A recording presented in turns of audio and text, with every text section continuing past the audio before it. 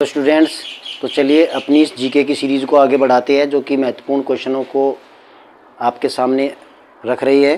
ठीक है ना। तो इस सीरीज़ को हम आगे बढ़ाते हैं, देखते हैं इसके अंदर अन्य आपके क्वेश्चन। तो शुरू करेंगे घेंगा रोग।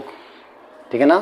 तो जो घेंगा रोग होता है वो किसकी कमी से होता है? तो घेंगा रोग आपके जो आयोडीन होता है, एक खनिज होता है, उसकी कमी से होता है, और इससे ग्वाटर रोग हो जाता है। हमारे जो गले के नीचे जो ग्लैंड्स होती है वे फूल जाती है। तो ग्वाटर रोग होता है किससे?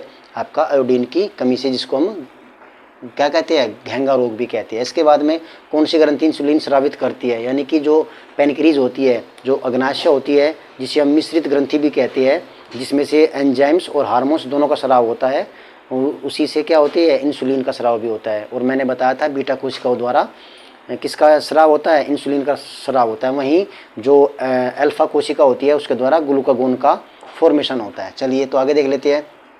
डूरंड कप का संबंध फुटबॉल से है। ठीक है ना। भारत का सबसे बड़ा बांध कौन सा है? हीराकुंड बांध, जो कि महानदी के ऊपर स्थित है, उड़ीसा में स्थित है। ठीक है ना। तो देख लेते हैं आगे। संविधान की 8वीं अनुसूची में कितनी भारतीय भाषाओं को मान्यता दी गई थी? ठीक है ना। तो 22 भाषाओं में मान्यता दी गई है। इसके बाद में चीन की मुद्रा कौन सी है? युआन रेमनवी, जो कि इसका नया नाम है। ठीक है ना। रेड क्रॉस के संस्थापक कौन है? हेनरी डूरेंट, यानी कि हेनरी डूरेंट वही है जिसने रेड क्रॉस की स्थापना करी है। और ये रेड क्रॉस एक ऐसी संस्था है जो कि कहीं भी आपातकालीन जो सिचुएशन आती है वहीं पे ये ट्रीटमेंट करने का कार्य करती है। जैसे बाढ़ आ गई, कहीं महामारी आ गई, तो उसके अंदर ये चिकित्सा संबंधी जो आवश्यकता होती है उनको पूरा करती है। ठीक है ना। तो हीमोग्लोबिन की कमी से होने वाला रोग एनीमिया होता है। ठीक है ना। चलिए तो आगे बढ़ जाते हैं। इसके बाद में हम देखते हैं कि पन्ना, जो कि मध्य प्रदेश से संबंधित है, ये हीरा से संबंधित है। किससे संबंधित है? हीरा, यानी कि एक जगह है आपकी पन्ना। ठीक है ना। तो देखेंगे इसके नील नदी का उपहार कौन सा देश कहलाता है? यानी कि मिस्र को कहते हैं। ठीक है ना। इसके बाद में जय जवान जय किसान जय विज्ञान का नारा अटल बिहारी वाजपेयी द्वारा दिया गया था। ठीक है ना। इसके बाद में हम कह सकते हैं गाना देश का पुराना नाम क्या है? Gold Coast. इसके बाद में उस्ताद जाकिर हुसैन का संबंध किस वाद्य यंत्र से है? तबला से है। यानी कि जाकिर हुसैन क्या बजाते थे? तबला। इसके बाद में अमेरिका की खोज 1492 में क्रिस्टोफर कोलंबस द्वारा की गई थी। ठीक है ना। इसके बाद में वंदे मातरम का सर्वप्रथम कांग्रेस के किस अधिवेशन में गाया गया था? यानी कि 1896 में वंदे मातरम सबसे पहले कांग्रेस के अधिवेशन में गाया गया था। वहीं सापेक्षता का सिद्धांत किसने? आइंस्टीन द्वारा दिया गया था, E = mc²। इसके बाद में वहीं अगला देख लेते हैं। वायुयान की खोज सबसे पहले राइट ब्रदर्स ने की थी। ठीक है ना। इसके बाद में आगे चलते हैं। प्रथम हृदय प्रत्यारोपण किसने किया था? डॉक्टर क्रिश्चियन वर्नाल्ड, जो कि दक्षिण अफ्रीका के आपके डॉक्टर थे। उन्होंने इसका क्या किया था? प्रत्यारोपण किया था। इसके बाद में 7 पहाड़ियों का नगर कौन कहलाता है? रोम को क्या कहते हैं? 7 पहाड़ियों का नगर कहते हैं। वहीं शक संवत को राष्ट्रीय पंचांग के रूप में कब अपना गया था? 22 मार्च 1957 को अपना गया था। यानी कि इसके बाद में रेडियम की खोज किसने की थी? पियरे और मेरी द्वारा की गई थी रेडियम की खोज। रेडियम एक ऐसी रेडियो एक्टिव एलिमेंट होता है जो अपने अंदर से अल्फा बीटा गामा रेज के रूप में कुछ ना कुछ पार्टिकल्स निकालता रहता है। ठीक है ना। इसके बाद में कितनी ऊंचाई पर जाने पर तापमान 1 डिग्री की कमी आती है? 165 किलोमीटर जाने पर 1 डिग्री की क्या आती है? कमी आती है। इसके बाद में किस ग्रह के चारों ओर वलय होती है? तो शनि के चारों ओर क्या होती है? रिंग्स होती है। इसके बाद में विश्व में सर्वाधिक शाखाओं वाला बैंक कौन सा है? भारतीय स्टेट बैंक। चलिए, सफ़ेद हाथियों का देश थाईलैंड को कहते हैं।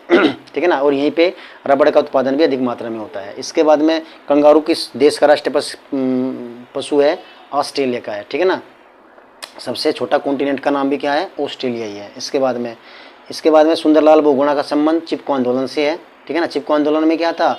वृक्षों को बचाने के लिए लोग, गांव के लोग वृक्षों के ऊपर लिपट गए थे, और उससे उन्होंने क्या करी थी? उसकी रक्षा करी थी, पेड़ों से कटने के लिए, बचाने के लिए। और उनका जो लीडर था वो सुंदरलाल बहुगुणा, और ये आंदोलन उत्तराखंड में हुआ था। ठीक है ना।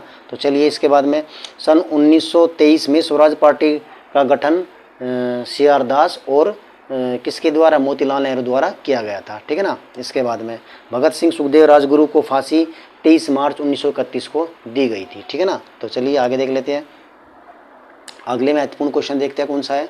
पद्मावत की रचना किसने करी थी? मलिक मोहम्मद जैसी ने करी थी। बड़ा महत्वपूर्ण क्वेश्चन है। ये पुस्तक का नाम कौन सी है?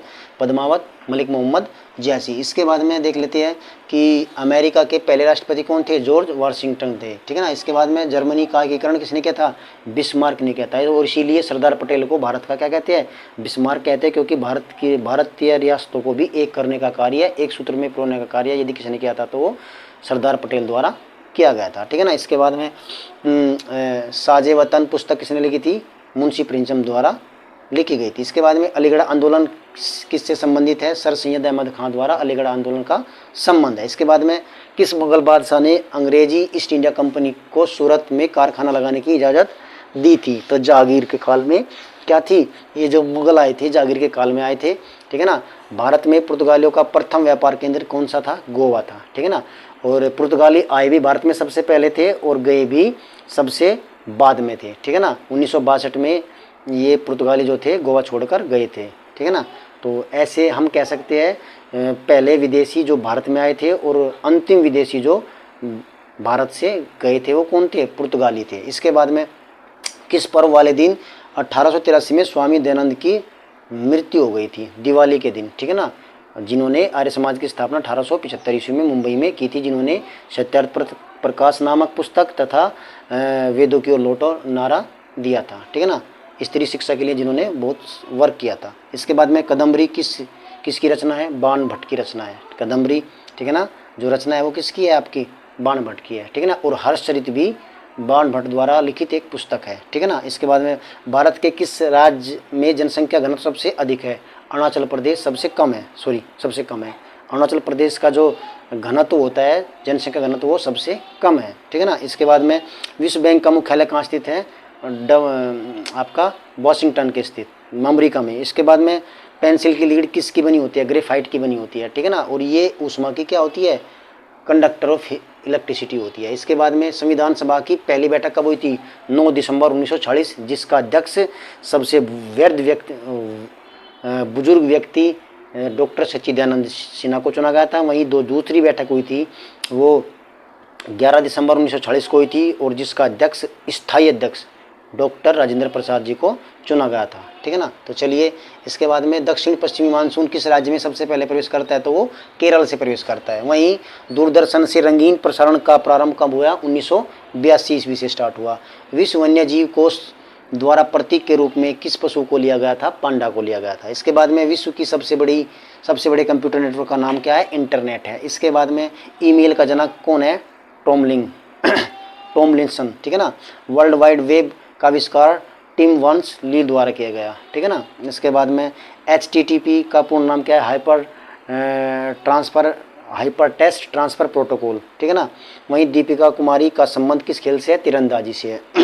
चलिए, तो आगे देख लेते हैं। भारत में करेंसी नोट पर उसका मूल्य कितनी भाषाओं में लिखा होता है? तो 17 भाषाओं में।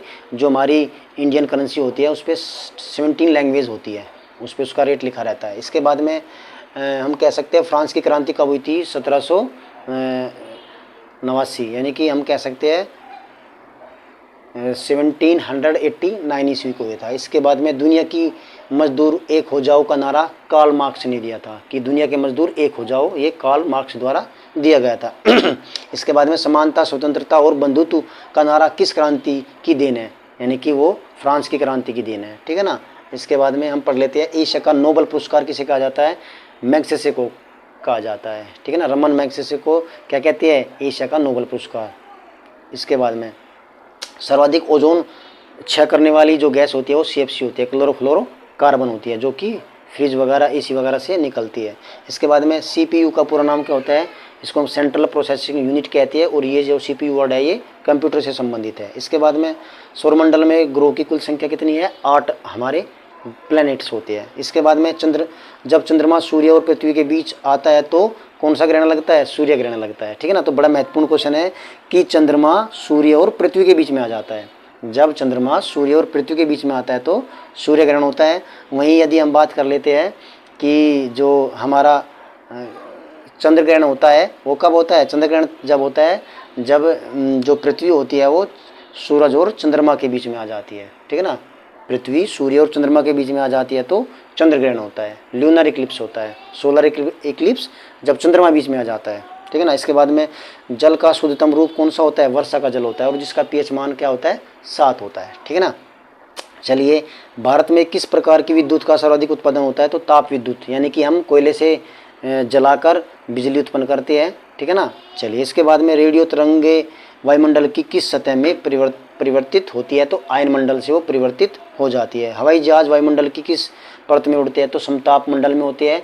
समताप मंडल में वे इसलिए उड़ते हैं क्योंकि उनमें वायुमंडलीय घटनाएं आदि जैसे हवा, तूफान, बारिश ये आदि आदि नहीं होते, ठीक है ना। तो आगे देखते हैं, चलिए तो आगे देख लेते हैं। इसके बाद में क्षोमंडल की धरातल से अधिकतम ऊंचाई कितनी होती है, 18 किलोमीटर, यानी कि जो हमारा वायुमंडल है जिसके अंदर हमारी एक कह सकते हैं जिस लेयर में हमारा वायुमंडल है उसको हम क्या कहते हैं, ट्रोपोस्फीयर कहते हैं, वो 18 किलोमीटर तक है। इसके बाद में भारत में दक्षिण पश्चिमी मानसून किन महीनों में आता है, जून से दिसंबर के बीच में, ये सितंबर के बीच में रहता है। इसके बाद में आगे बढ़ जाते हैं।